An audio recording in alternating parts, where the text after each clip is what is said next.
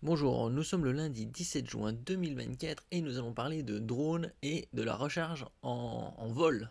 Oui, plus besoin d'atterrir pour recharger les drones, ils peuvent voler quasi indéfiniment. Avec cette technologie, les drones pourront recharger leur batterie en vol. Pour faire le plein de leur batterie, les drones doivent forcément se poser au sol et rester immobilisés. Et cela peut durer encore plus longtemps si on n'a pas de batterie de secours. Oui, on peut interchanger. Une équipe de chercheurs américains a mis au point une méthode pour recharger les drones sans fil à longue portée. De l'énergie dirigée, là. C'est un peu comme en mode Tesla. N'oubliez pas de vous abonner pour plus de news sur le monde de la high-tech ainsi que les bons plans. Sur mon Twitter.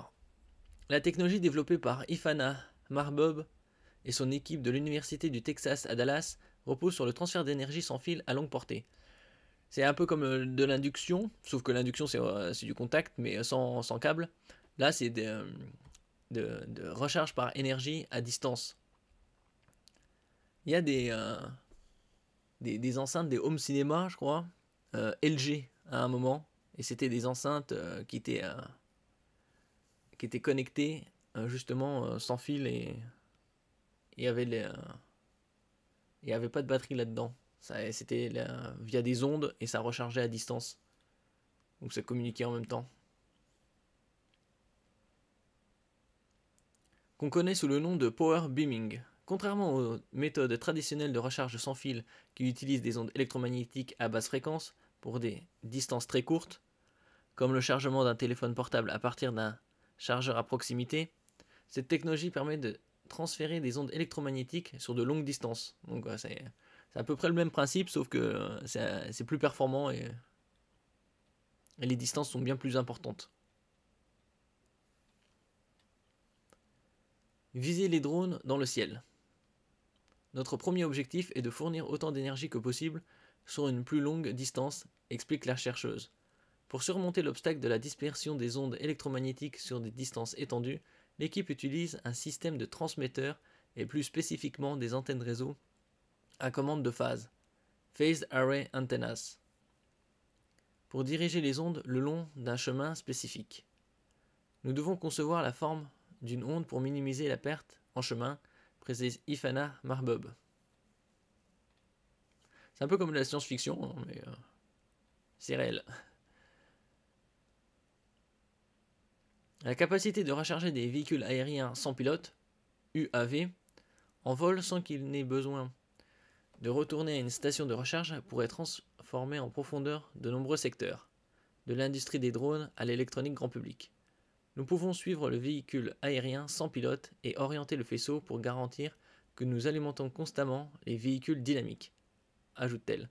En gros, il pourrait voler indéfiniment, hein, quasi. Ainsi, un drone en mission n'a pas besoin de revenir à une station de recharge ou de changer de batterie.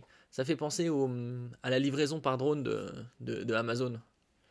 Ils voulaient aussi faire des stations comme des ballons, des ballons dirigeables ou des zeppelins, et qui seraient en stationnement en l'air et que les drones iraient de, du client vers la station et inversement pour recharger. Là, les drones pourraient faire plus de distance et seraient rechargés en même temps. Ça serait des gains de temps énormes. Outre les drones, cette technologie de recharge sans fil à longue portée pourrait s'appliquer à d'autres appareils comme les véhicules électriques, les téléphones mobiles et toutes sortes d'appareils portables.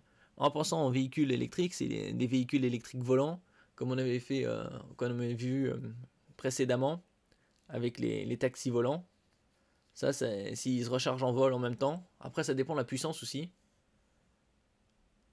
Pour les drones de livraison, ça peut aller, parce que ça ne nécessite pas beaucoup d'énergie. Mais les véhicules, ça pourrait être un risque, hein, envoyer autant d'énergie dans une direction. Pour faciliter cette recharge à longue portée pour les véhicules ou téléphones, il serait toutefois nécessaire de placer les transmetteurs dans des bâtiments et autres infrastructures. Ifana Marbob travaille également sur le développement de technologies de recharge sans fil pour les dispositifs implantés en utilisant des ondes électromagnétiques à basse fréquence à un niveau surstimulé par la FCC, stipulés par la FCC. La Commission américaine aux communications. Ces systèmes de recharge sans fil pourraient fournir une alimentation continue à des implants cérébraux chez les animaux. Voilà qui ouvrirait la voie à des avancées importantes dans le traitement de conditions chroniques comme la douleur neuropathique et la paralysie post-AVC.